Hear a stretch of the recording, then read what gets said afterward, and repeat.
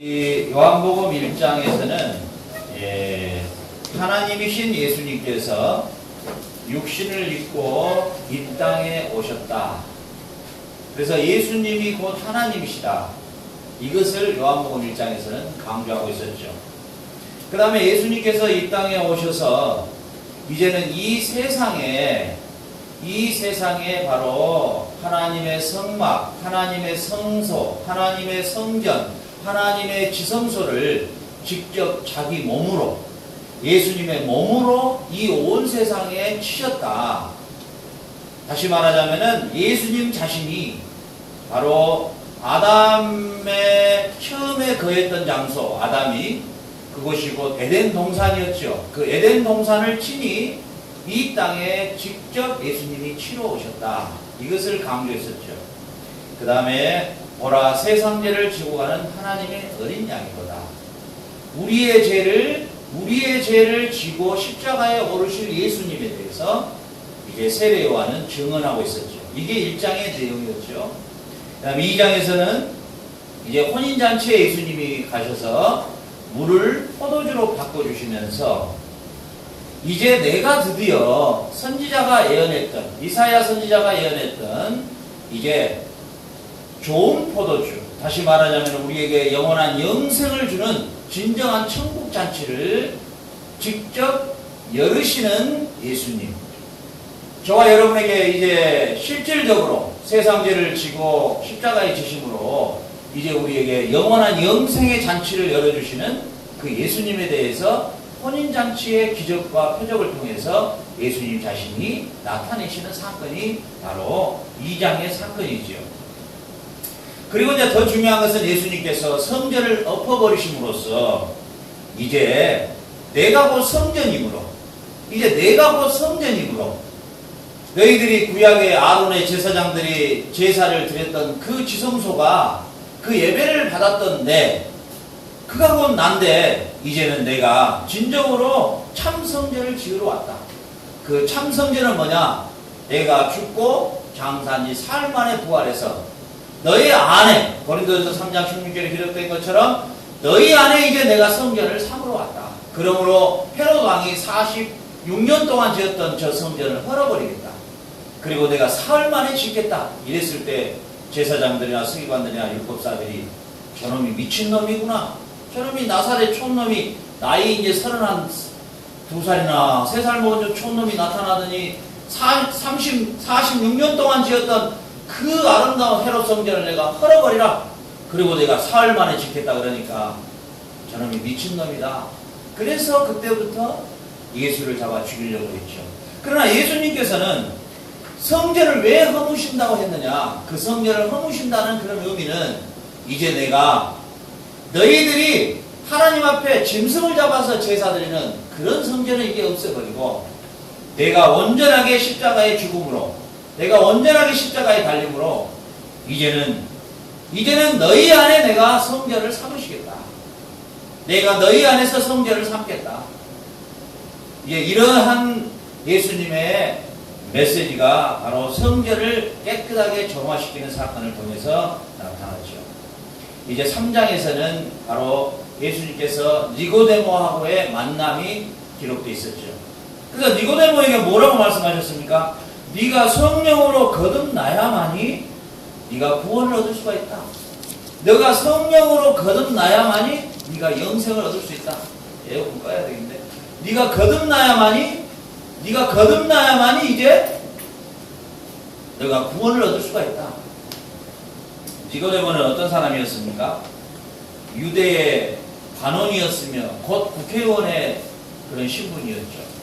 사내들인 공회 회원이면서 그리고 바리새파면서 아주 영향력이 있는 유대의 율법주의자였죠.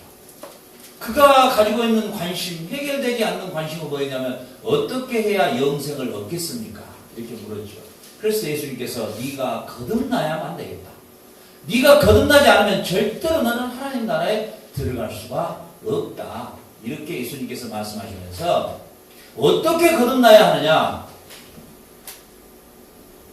하나님께서 진노하여 그들을 다 땅에서 다 땅이 입을 벌려서 다 죽여버리려고 할 때 모세가 하나님 이 백성을 살려주십시오라고 간구했을 때 그러면은 장대에다가 불뱀을 달아라.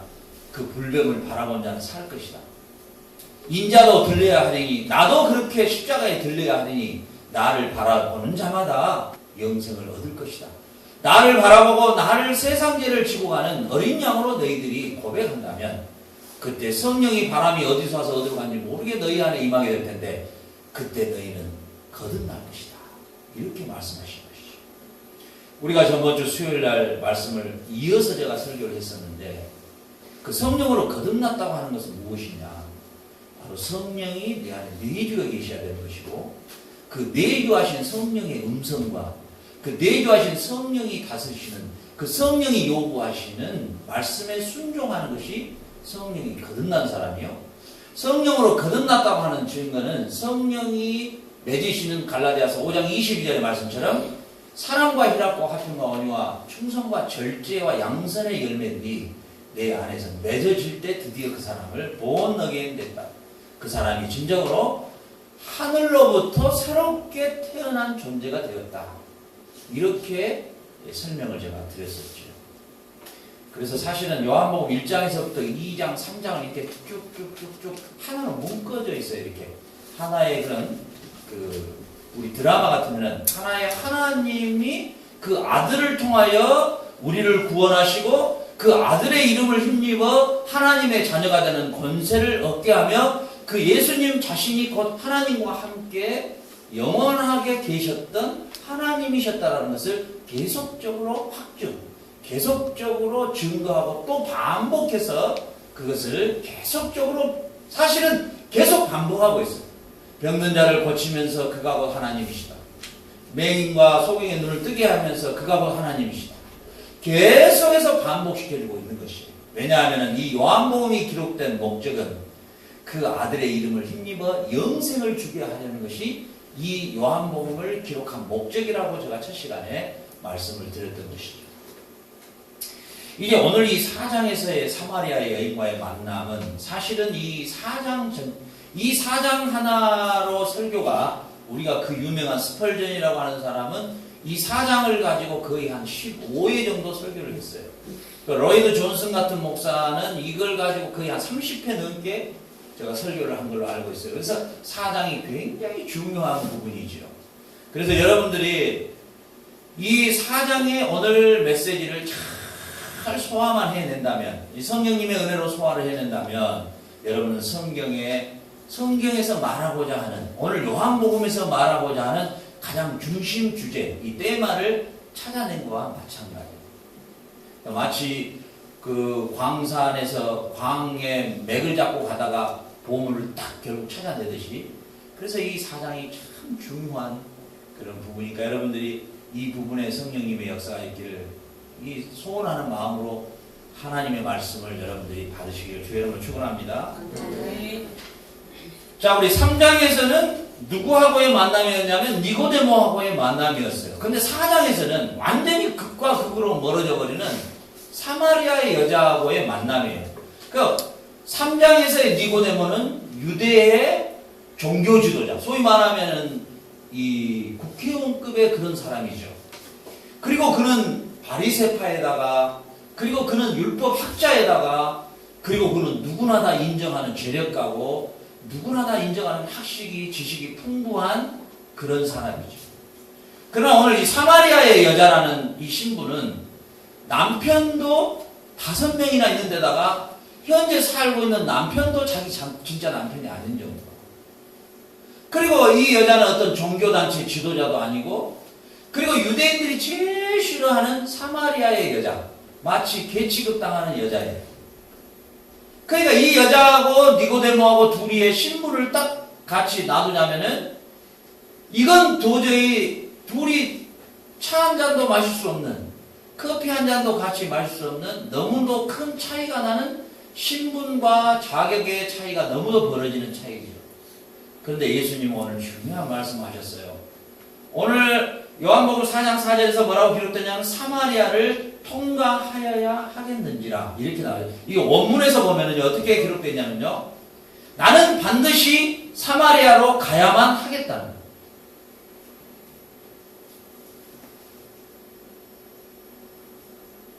오늘 나는 반드시 사마리아로 가서 이 여자를 만나야 되겠다는 거야. 이게 예수님 지금 그 말씀이에요. 오늘 나는 반드시 이 사마리아로 가서 이 여자를 만나봐야 되겠다. 이런 뜻이 원문의 의미는. 이해가 갑니까?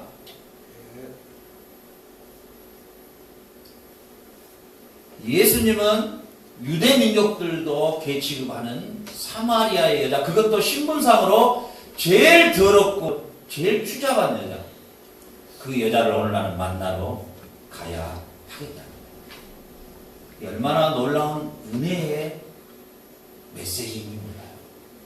여러분, 니고데모는 예수님이 만나러 간 자가 아니고 자기가 만나러 온 사람입니다.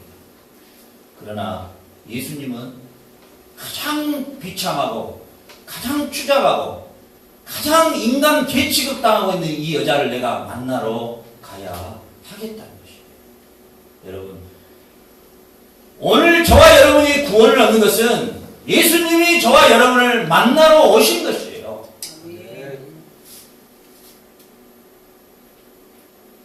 우리가 주님 앞에 도저히 설 수 없는 이 사마리아 개 같은 존재인 우리를 그분이 직접 하늘 보좌를 버리고 우리를 만나러 오셨기 때문에 우리에게 구원이 있는 것이에요. 이게 은혜예요. 이거 외에는 우리가 고민할 것, 생각할 거 아무것도 없어요. 이거 외에 우리가 고백하고 감사하고 기뻐하고 이 영적 은혜의 감격은 이거 외에는 우리는 아무것도 바랄 것도 없고 더 이상 주할 것도 없고 더 이상 기도할 것도 없어요. 사실은 우리나라 기독교뿐만 아니라 세계 기독교는 너무도 유치하고 추접스러워서 대화를 못 나누겠어요. 그 하나님이신 그분이 오늘 사마리아의 개 같은 여자를 찾아 직접 내가 가야 되겠다는 이 심정이 오늘 저와 여러분에게도 찾아오신 것이에요. 내가 병이 들었든 새방에 살든 단칸방에 살든 내가 바보로 살든 맹인으로 살든 소경으로 살든 내가 바보로 살든 무식한 사람으로 살든 그 하나님이 나를 찾아갔다는 그거 하나로 나는 만족한 거예요. 그거 이상 내가 뭘 그렇게 바라고 뭘 그렇게 달라하고 뭘 그렇게 주라하고 뭘 그렇게 뭐 지지부려하게 그게 짜잔하게 산지 모르겠어요. 우리 크리스찬들이 하나님이신 그분이 나 같은 자를 찾아오신 그거 자체가 그거 하나로 나는 기쁜 거예요. 만족한 거예요. 그분으로 말미암아 내가 영생을 얻는 이거 하나로 나는 만족이에요. 그 이상 내가 무엇을 그 은혜 이상 무엇을 더 내가 뭘 더 바라겠어요. 아멘. 우리 크리스찬들이 이거 외에 이거 안에 은혜 안에 이 은혜 안에 만족하지 못하고 이 은혜 안에 기쁨이 없으면 그 이상 다 구하고 기도하는 건 다 무당들이 하는 짓이에요. 다 점쟁이들이 하는 짓이고 다 그런 건 샤머니즘이에요. 사실 그 너무나 유치한 거예요. 유치한 거. 여러분 생각해보세요.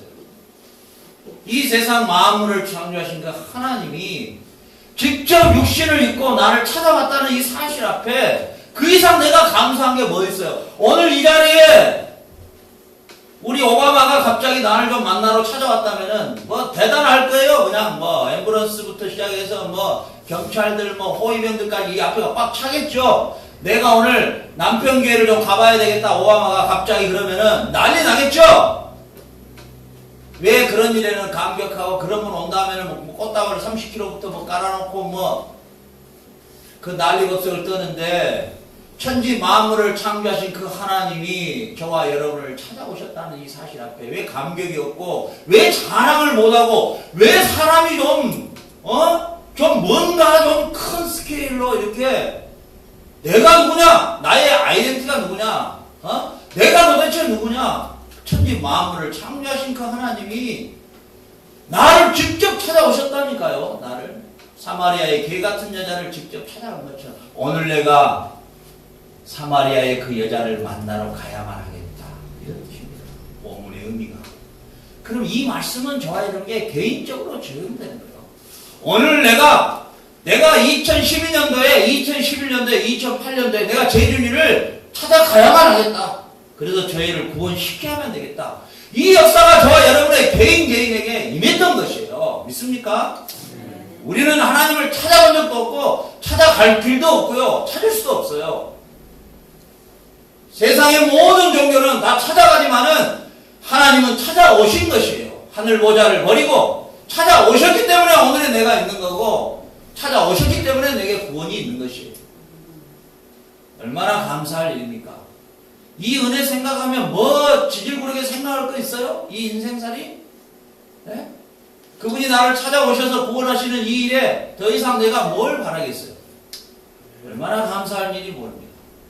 그래서 하나님께서는 로마서 3장 22절에 바울은 이 은혜를 깨닫고 그는 이렇게 고백하는 거예요. 로마서 3장 22절 보세요. 원숭아 왜 말씀을 안 띄우냐? 정신이 없냐? 곧 예수 그리스도를 믿음으로 말미암아 모든 믿는 자에게 미치는 하나님의 은이 뭐라고요? 차별이 없다. 차별이 없다. 아멘. 니고데모 같은 존재나 사마리아의 개 같은 여자나 절대로 차별을 두시지 않아요. 우리 예수님의 이 은혜, 예수님의 이 구원의 은혜는 믿은 자나 지식이 있는 자나 부자나 가난한 자나 무식한 자나 유식한 자나 하나님이 찾아오시지 않으면 구원이 없는 것이에요. 믿습니까? 절대 차별이 없으신 것이에요. 로마서 10장 12절에 유대인이나 헬라인이나 차별이 없습니다. 한 번 주께서 모든 사람의 주가 되사 그를 부르는 모든 사람에게 부요하시다. 아멘. 차별 없이 결국은 이 사마리아의 여자와의 만남을 통하여 예수님께서 오늘 우리에게 주신 메시지가 무엇입니까? 나는 결코 차별이 없다. 누구든지 나를 믿는 자, 누구든지 나를 영접하는 자에게는 차별이 없는 구원을 주겠다는 거예요. 믿습니까? 십자가에 달린 강도까지도 네가 나를 믿느냐? 네가 나를 믿느냐? 네가 나와 함께 오늘 낙원에 있으리라. 아멘. 예수와 안에서 예수 앞에서는 누구든지 차별이 없이 베푸시는 구원의 은혜를 오늘 우리에게 베푸신 것입니다. 믿습니까? 오늘 예수님은 이 사마리아 여자를 통해서 이렇게 말합니다. 물을 좀 달라. 물을 좀 달라. 당신은 유대인 같은데 유대인들은 나를 개 같은 여자로 보는데 어떻게 나에게 물을 달라 합니까? 대화를 겁니까? 원래 대화를 걸지도 않아요. 그리고 원래 돌아가 버려요. 반드시 사마리아를 갈 때는 베레아라고 하는 지역으로 우회전해서 가버려요. 베레아 지역 알죠? 베레아. 상당히 신사적인 지역이죠. 그리고 돌아가 버려요. 근데 당신 보니까 유대인인데 어떻게 나 같은 여자한테 물을 달라 합니까? 이렇게 말해요. 내가 나를 누군지 알았다면 내가 너에게 생수를 줄 텐데, 내가 미네랄을 줄 텐데, 이렇게 말하니까, 예? 무슨 말입니까? 이 지금 우리 야곱이 파놓은 이 물, 우리 조상 야곱이 파놓은 이 물도 어렵게 먹는데, 당신이 어떻게 나에게 생수를 공급해 줄 수 있단 말입니까? 근데 여기서 말하는 생수는 샘처럼 흘러나오는 생수가 아니라 위에서부터 흐르는 물을 말해요. 당신의 물줄기가 도대체 어디가 있는데, 여기는 그런 근원이 없습니다. 물이 내려올 만한 근원지가 없어요. 원래 출발하는 저수지 같은 데가 없는데요. 이렇게 말합니다. 그럴 때 예수님께서 말하자면 아니다. 내가 너한테 물을 줄 텐데 내가 주는 물을 먹으면 네 배에서, 네 배란 말은 네 심령 안에서 참으로 생명수가 마르지 않을 것이다. 이렇게 말씀하십니다. 예수님께서는 철저하게도 메시아, 우리의 모든 선지자들이 에레미야나 스가랴나 이런 모든 선지자들이 그 메시아가 가게 되는데, 그 메시아를 하나님이 보내게 되는데, 예수님 오시기 전 800년 전, 500년 전, 400년 전 이런 많은 선지자들이 예언을 해놨는데, 그 선지자가 가면은 생수의 근원으로 그분이 생명수를 줄 것이다라는 예언이 비유로 잘 예언이 되어 있어요. 그래서 먼저 에레미야 선지자가 약 한 800년 전에 미리 메시아가 갈 텐데 그 메시아가 생수를 공급할 것이라고 기록해 놨다는 사실. 자, 에레미야 17장 13절 봅시다. 이스라엘의 소망이신 여호와여, 무릇 주를 버리는 자는 다 수치를 당할 것이다. 무릇 여호와를 떠나는 자는 흙의 기록이 되오리니 이는 생수의 근원이신 여호와를 버림이니이다. 하나님을 뭐라고 지금 비유하고 있어요? 생수의 근원이신 여호와. 오늘 예수님은 이 사마리아 여자한테 뭐라고 지금 말하고 있는 것입니까? 네가 나를 알았다면 내가 너에게 생수를 줄 텐데, 이 말은 진짜 거기서 데스펜사에서 생수를 사서 준다는 이야기가 아니라 지금 뭘 말하고 있습니까? 내가 곧 생수의 근원인 하나님이다. 이걸 말해주고 있는 것이죠. 예수님은 하나님이십니다. 믿습니까? 예수님은 한 분 외에는 여러분 절대 구원을 얻을 수가 없습니다. 예수 그리스도만이 진정한 하나님이셨어요. 그분이 여러분들을 위해서 십자가에 죽으신 분이시다. 그분의 사랑을 받고 사는 여러분이십니다. 여러분이 이것을 깨닫게 되고 이것을 심령으로 받아들이게 되면 이 세상에 여러분은 결코 그 어떤 환경과 여건 속에서도 두렵거나 부족하거나 결핍함이나 불만족이 없는 것이에요. 이걸 깨닫게 되면 만족이에요. 이것이 내가 세상에 주는 것과 다르다고 예수님이 말씀하시는 거예요. 세상에 주는 기쁨과 내가 주는 기쁨은 다르다. 이것을 깨달을 때 이 생수의 근원이신 하나님이 내 안에 성전 삼아 계시는 것을 내가 진실로 믿어지고 깨달아지면 결코 이 기쁨과 이 시원한 생수가 내 삶이 아무리 힘들고 어려운 환경과 갈증의 시간이 있을지라도 결코 나는 목마르지 않는 것이에요. 스가랴서 선지자는 또 이렇게 기록해 놓으셨어요. 예수님 오시기 전에 14장, 스가랴서 14장 8절에 그날에 어떤 날에 그리스도가 오시는 날에 생수가 에루살렘에서 솟아나서 절반은 동해로 절반은 서해로 흐를 것이라 여름에도 겨울에도 그리하리라. 아멘. 니고데모와 만날 때가 바로 그 장소가 유대입니다. 그리고 지금 사마리아 여자를 만나는 장소가 사마리아 땅입니다. 이제 그 메시아가 와서 유대 에루살렘 니고데모를 통해서 생수가 흐르기 시작했다는 겁니다. 무슨 말입니까? 바로 니고데모와의 만남을 통하여 드디어 영생의 샘물이 유대 땅에 흐르기 시작했다는 것이에요. 아멘. 예수를 믿는 자마다, 예수를 구원자로 영접하는 자마다, 예수를 메시아로 믿는 자마다 이 생수가 유대 예루살렘에서부터 출발됐더라고 스가랴 선지자는 말을 해놨다는 것입니다. 그리고 이제 다시 또 절반은 동해로, 절반은 서해로, 바로 절반은 동해로 사마리아 땅과 절반은 서해로 이방 땅으로까지 이제 드디어 이 생수의 물이 흐르기 시작했다는 것입니다. 그 생수는 흘러서 바로 대한민국 땅까지, 그리고 오늘의 파라과이 땅까지, 이 땅까지 생수의 근원이신 그리스도의 복음이 흘러내리고 있다는 사실입니다. 믿습니까? 에덴 동산에서 강에 네 근원이 있어서 그 네 근원의 물이 흐름으로 동산의 만물이 소생했다고 기록되어 있습니다. 그러나 아담의 타락으로 말미암아 그 동산의 근원은 막아버렸습니다. 생명으로 가는 길을 다 막아버렸습니다. 두루도는 하얀 몸과 불칼을 들게 하는 천사들이 더 이상 물줄기가 흐르지 못하도록 막아버렸습니다. 생명을 끊어버렸단 말입니다.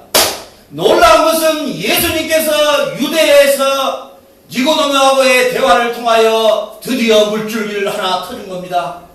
그리고 다시 사마리아의 여자와 함께 대화를 통해서 또 하나의 물줄기를 터졌던 것입니다.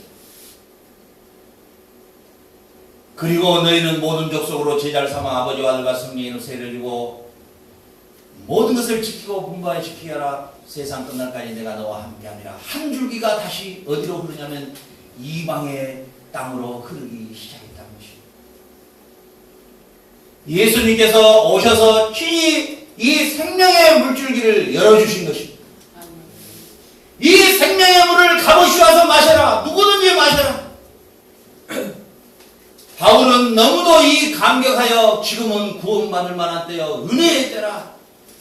이제 구원의 길을 얼마나 열어줬느냐. 이과수 폭포수처럼 쏟아져 주신 이 놀라운 시대에 여러분은 살고 있는 것입니다. 오늘 예수님은 이 사마리아의 여자를 만나야만 하겠다. 이 말은 뭔 말이냐면은 바로 아담이 타락함으로 말미암아 끊어져 버렸던 생명수의 강물을 내가 다시 이 사마리아 땅에 열어주어야 되겠다는 것입니다. 여러분, 그 예수님의 은혜가 오늘 저와 여러분에게까지 미친 것이에요. 이 온 땅으로 지금 미쳐있는 것이에요. 이제 이 은혜의 단비가 멈추는 그날 예수님의 심판만이 있는 것입니다. 오늘 사마리아의 여인과의 만남은 하나님의 전 경륜의 시작이 우리를 죄와 사망에서 구원하는 생명을 주겠다고 하는 그 스가랴 선지자와 예레미야의 선지자의 예언을 성취하는 놀라운 시간이라는 사실입니다. 그래서 예수님은 요한복음 4장 10절에서 예수께서 대답하여 이르시되 네가 만일 하나님의 선물과 또 내게 물 좀 달라 하는 이가 누구인 줄 알았다면 내가 그에게 구하였을 것이요 생수를 내게 주었으리라. 아멘. 오늘 이 사마리아 여자에게 이렇게 말하는 겁니다. 내가 지금 누군지를 네가 만약에 알았다면, 내가 지금 누군 줄 알았다면 바로 내가 누구냐? 에레미야 선지자와 스가랴 선지자가 예언했던 아담의 범죄로 말미암아 생명이 끊어져 버렸던 그 생명수의 근원을 다시 열어주는 그 생수의 근원이 있는 나, 너가 나로 말미암아 영원한 영생을 얻을 수 있을 것이다. 이 메시지를 주고 있는 것입니다. 11절에 뭐라고 말합니까? 여자가 이르되 주여 물기를 그릇도 없고 이 우물은 깊은데 어디서 당신이 그 생수를 얻겠사옵나이까? 사람의 머리는 또라이야. 그게 지금 예수님은 창세기부터 해서 에레미야, 스가랴 선지자의 그리고 그 많은 선지자들이 생수의 근원 대신 메시아를 보내겠다고 예언한 것을 실컷 말하고 있는데 갑자기 뚱딴지 같은 소리로 제가 물기를 그릇이 없는데요. 누가 준다 했는데. 그러니까 이게 영적 사이클과 육적 사이클에 이 보면은 대화를 해보면은 이 참 답답할 때가 많이 있어요. 이 여자는 실컷 이야기했는데도 아직 뭔 소리인지를 못 알고 있고 그 여자의 속에는 딱 하나야. 그냥 시원한 물을 어디서 구할 것인가, 어디다 수도파이프를 대버리면 될까, 이 생각하고 있는 거야. 예수님이 참 답답하시지. 예수님께서 7장 38절에서 이렇게 말씀하셔요. 나를 믿는 자는 성경에 이른과 같이, 이것은 뭐냐면 성경에 예언된 것 같이 그 배에서 생수의 강이 흘러나오리라. 이렇게 말씀하셔요. 성경에 이름같이, 이건 무슨 말이냐면 성경에 예언되어 있는 것 같이 이 말이에요. 그 예수님이 오시기 전에 800년 전에 이사야 선지자가 이 예수님의 생명수의 생수라고 하는 이 부분에 대해서 메시아가 생수를 줄 것이라고 하는 예언을 제일 많이 해놨어요. 그래서 이사야서 먼저 43장 19절로 21절을 보겠습니다. 보라, 내가 새 일을 행하리니 이제 나타날 것이라. 너희가 그것을 알지 못하겠느냐? 반드시 내가 광야의 길을 사막의 강을 내리니 장차 들짐승 곧 승냥이와 타조도 나를 존경할 것은 내가 광야의 물을 사막의 강들을 내어 내 백성 내가 택한 자에게 마시게 할 것입니다. 이 백성은 내가 나를 위하여 지었나니 찬송하게 할 것이다. 광야와 그리고 사막에 내가 강들을 다시 내주겠다. 그리고 내가 택한 백성들이 이 물을 마시게 해주겠다. 이 말은 무슨 말입니까?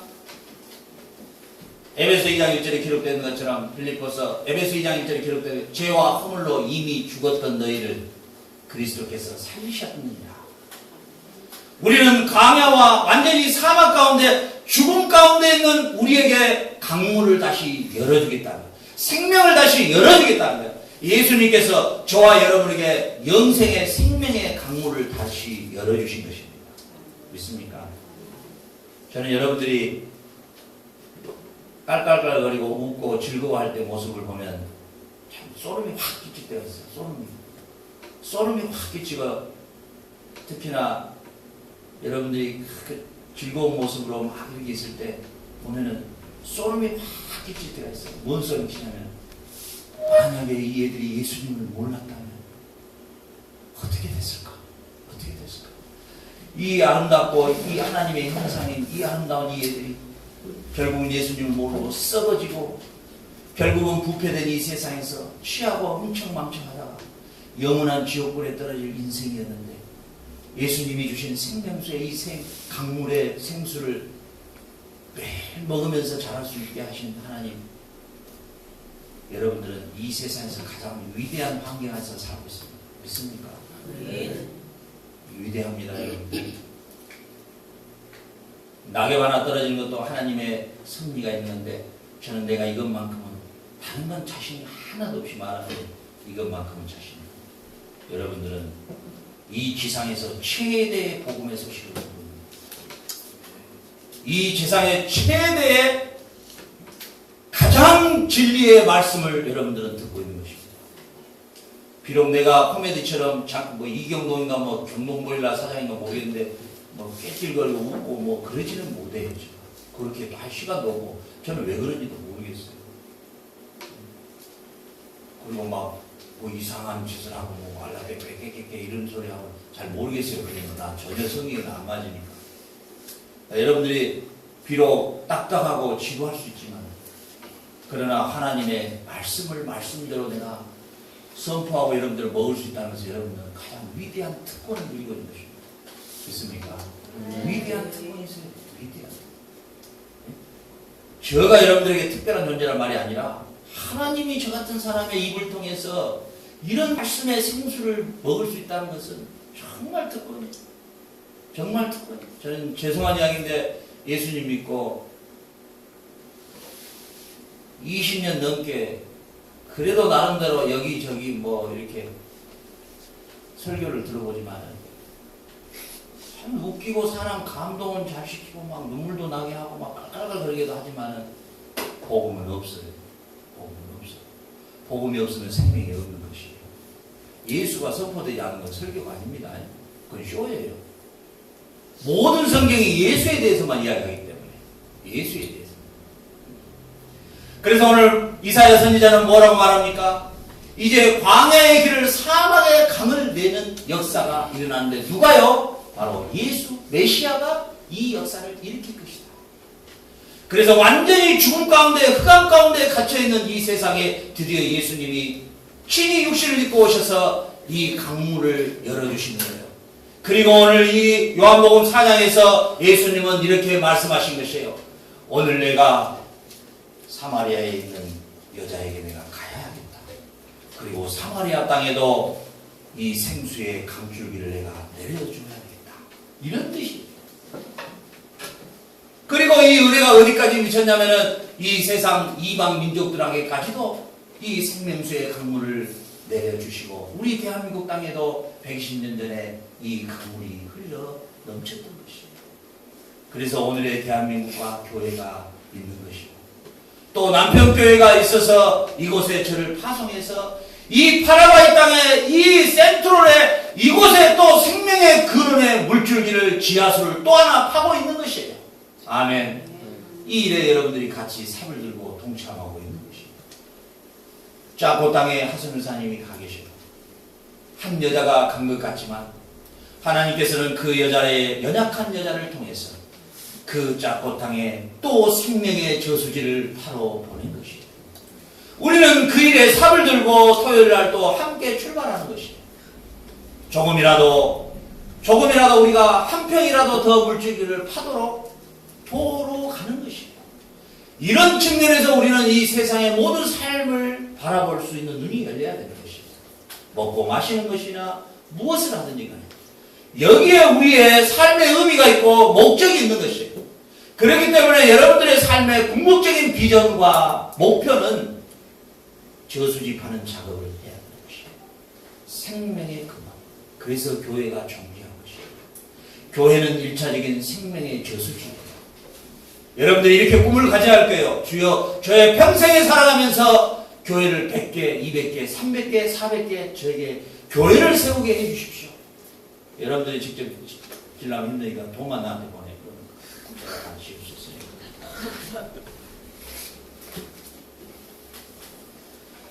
자, 에스겔서 한 절 더 보고 이 4장으로는 거의 한 4주 정도 설교를 계속해야 조금 이해가 되기 때문에 오늘 에스겔서 보고 같이. 자, 그 사람이 손에 줄을 잡고 동쪽으로 나아가며 천척을 측량하고 내가 그 물을 건너게 하시니 물이 발목에 오르더니. 자, 이 말은 무슨 말이냐면 이제 메시아가 오게 되면은 구원의 소식과 함께 구원의 역사가 완전히 넘치게 이 세상에 퍼져나갈 것이라는 것이에요. 이제 예수를 믿기만 하면 구원을 주시는 하나님의 은혜가 어느 정도까지 출발하게 되냐. 처음에는 발목에 물이 찰 정도로. 4절에 보니까 어디 정도 찼습니까? 무릎에 찼다. 5절 가봅시다. 허리에 오르고 5절에 다시 천척을 측량하니 물이 내가 건너지 못할 강처럼 물이 가득해버렸다. 6절 그가 내게 이르시되 인자야 내가 이것을 보았느냐 하시고 나를 인도하여 강가로 돌아가게 하시기로 내가 돌아가니 강 좌우편에 나무가 심어 많이 있더라. 이 나무가 많이 심어 있더라. 이거 뭐냐면은 원래 에덴의 동산에 심어져 있었던 선악과를 이야기하고 있는 것이에요. 근데 영생하는 생명나무 실과를 우리가 다시는 따먹지 못하도록 막아버렸지요. 그런데 그 강 좌우편에 생명나무가 갑자기 나타나더라는 거예요. 할렐루야. 예수님이 오시면은 우리가 영생을 잃어버렸던 영생의 나무, 생명의 나무 실과를 다시 풍성히 먹게 해주겠다는 거예요. 아멘. 그가 내게 이르시되 물이 동쪽으로 향하여 올라가고 내려가서 바다에 이르니 그 바다의 물이 어째요? 그 다음에 9절 이 강물이 흐르는 곳마다 번성하는 모든 생물들이 살아난다. 죽어버렸던 것들이 다시 살아나고 고기가 심이 많아지고 이 물이 흘러 들어감으로 바닷물이 되살아나고 강이 흐르는 각처의 모든 것이 어째요? 살아날 것이다. 스가랴서 13장 1절 그날의 죄와 더러움을 씻는 셈이 보세요. 그날의 죄와 더러움을 씻는 셈 다윗의 족속과 예루살렘 주민을 위하여 셈이 어쩐다고요? 열리리라. 죄와 더러움을 씻는 셈. 예수님께서는 사마리아에게 이렇게 말한 거예요. 너가 나를 누군지 알았다면 너의 더러움 남편 5이나 있고 인생 말종으로 살아간 너 같은 애의 더러운 죄도 씻음을 받을 것이다. 이 메시지인 것이에요. 할렐루야.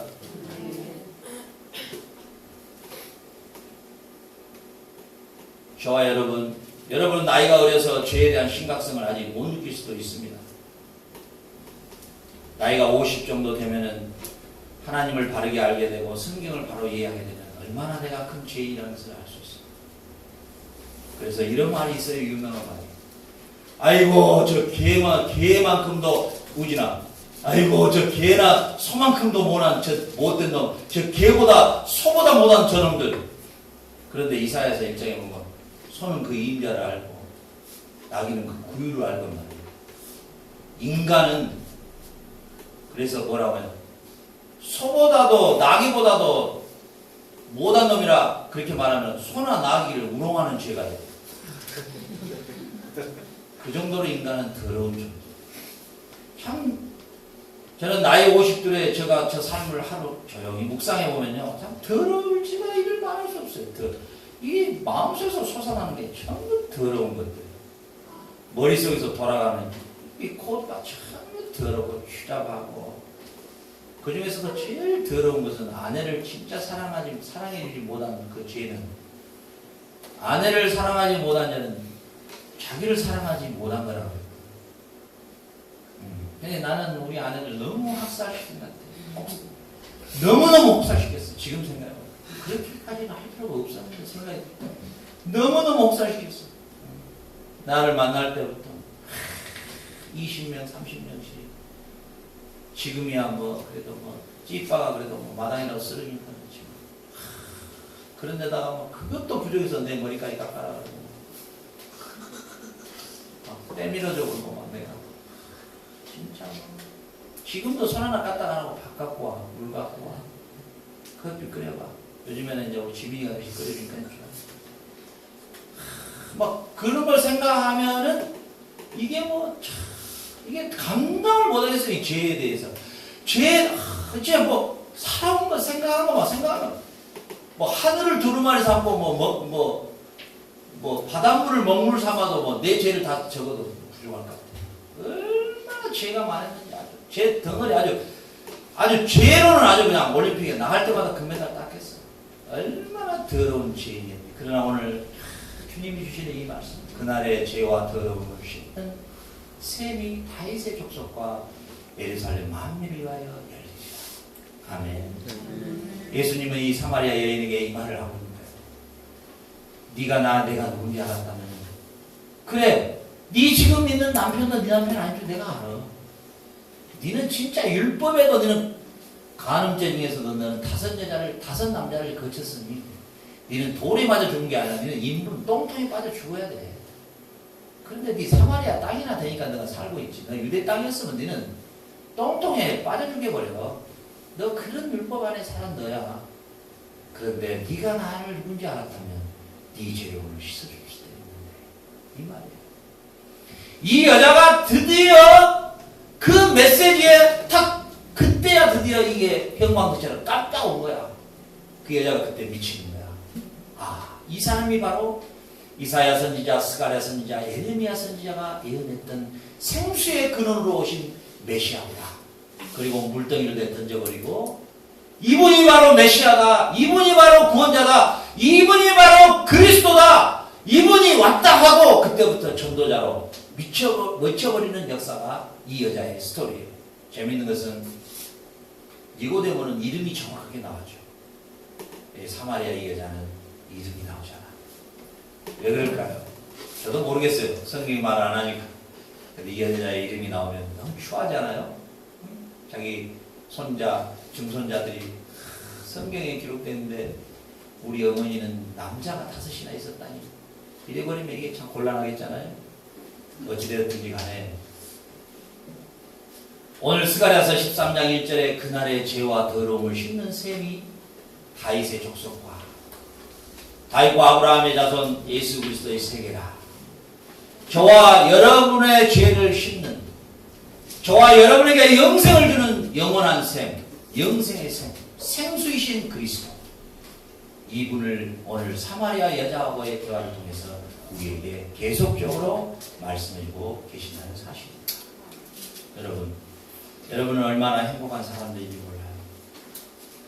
지금은 여러분 못 느낄 거예요. 얼마나 여러분들이 행복한 사람인지. 그렇게 우리 아사도목으로 초대받아서 한번 갔죠. 그 환경을 아마 우리 저기 남편 촌놈들은 처음 접해서 와 좋다 그럴 수 있겠죠. 그래서 저는